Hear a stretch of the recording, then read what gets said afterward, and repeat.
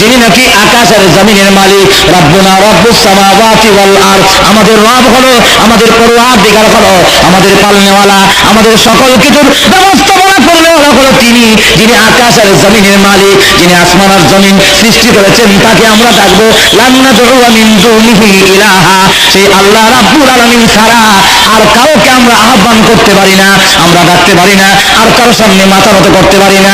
যদি করি লাকাদ কুল্লা ইদান শাতাতা, আল্লাহ রাব্বুল আলামিন ছাড়া অন্যকে যদি আহ্বান করি, অন্যের গোলামি করি, অন্যের কাছে সাহায্য চাই, অন্যের যদি কোনো কিছু করতে যাই, তো লাকাদ কুল্লা ইদান শাতাতা, নিশ্চয়ই তা হবে গর্হিত কাজ, অন্যায় কাজ, অপরাধের কাজ। আমরা তা করব না। এমন কতগুলো সহজ চিন্তা করে দেখেন, হাত গুড়া দেখায় এমনি হাউলাই কওমুন আত্তাখাযু মিন দুনিহি আলিহা।